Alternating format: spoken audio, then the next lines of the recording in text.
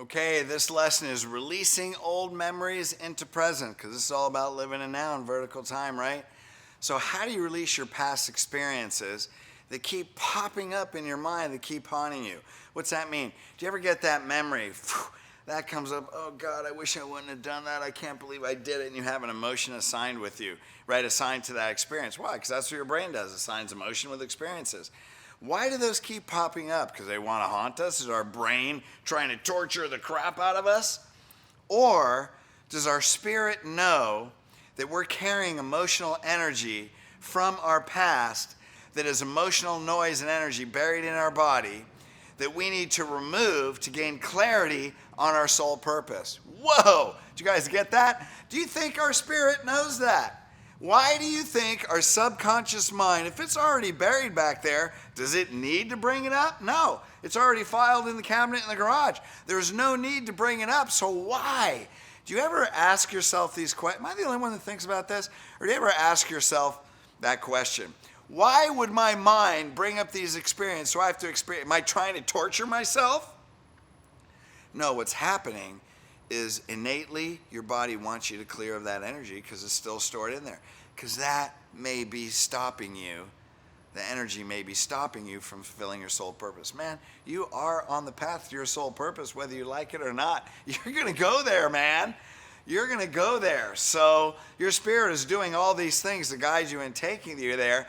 The question is, what's your awareness? That's what healed is about, is becoming aware.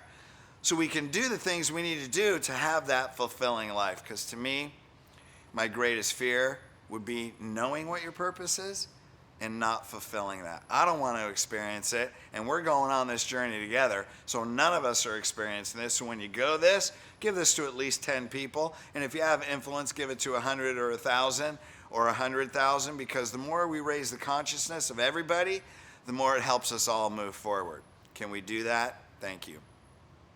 So what we're going to do, now your subconscious mind is going to bring these up. So when it does, then what you do is rather than going, oh God, I hate that, why did I do that, or that person hurt me, we're going to say, okay, we're going to step back, whoa, disassociate, look at yourself, step into your body, go, what am I experiencing, what am I feeling? First of all, what did I learn from that experience?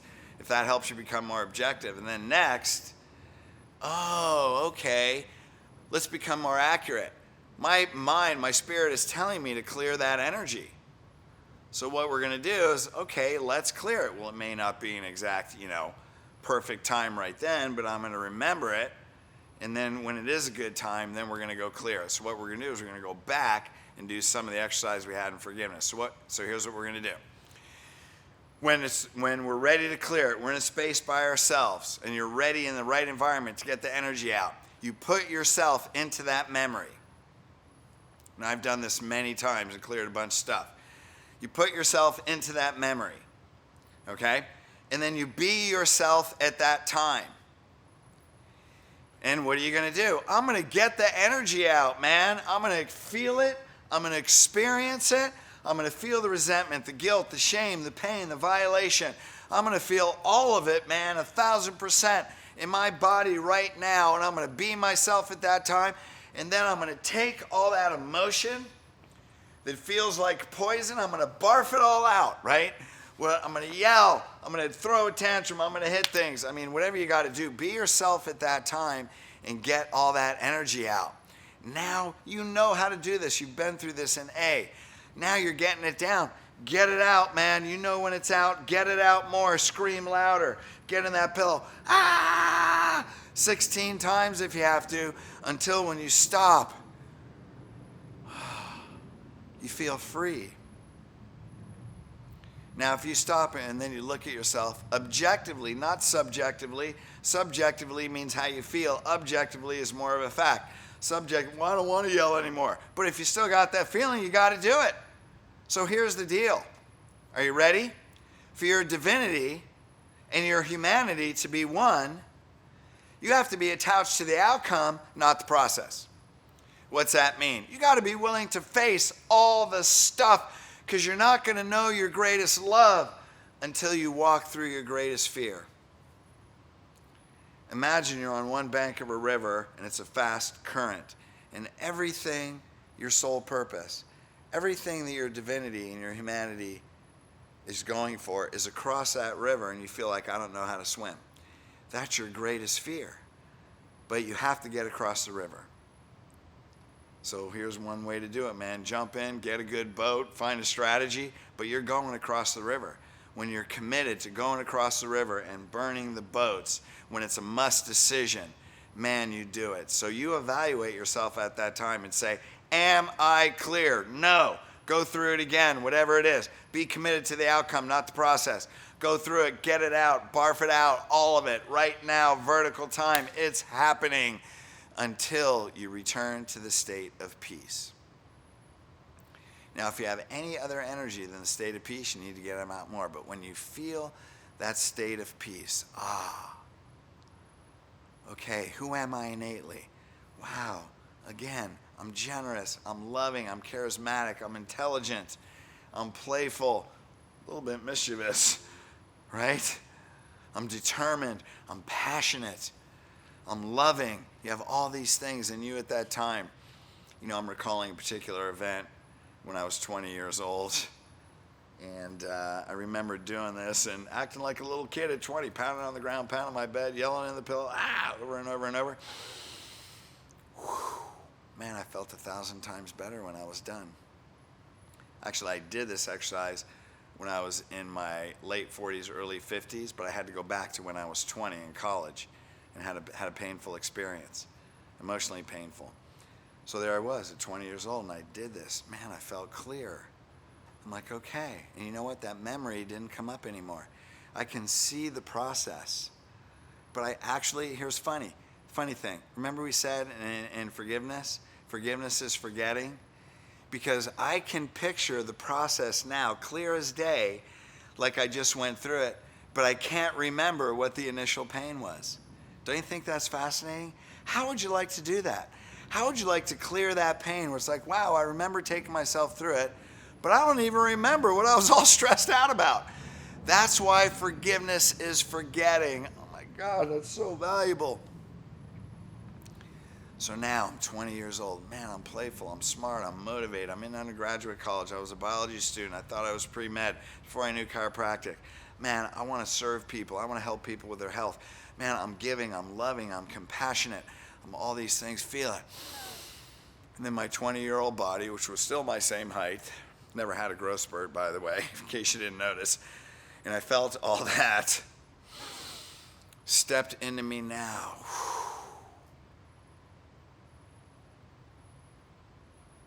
That's who I was at 20. That's who I am at 57. I am who God created me to be. I am divinity walking in humanity. Say, I am divinity walking in humanity. How cool is that? Man, then feel that in your body. Feel those feelings. Feel the love. Feel the generosity. Feel the compassion. Now look at that condition. Now we're going to reframe. Now we're going to change the meaning. Remember, focus meaning physiology. The focus and the meaning create the physiology. Now what we did is we changed our physiology. Now we're going to go back to the meaning. How do we reframe that? What meaning did I assign? How can I look at that from a higher spiritual consciousness, from a loving, generous, playful, intelligent, all those qualities, emotional state, spiritual state.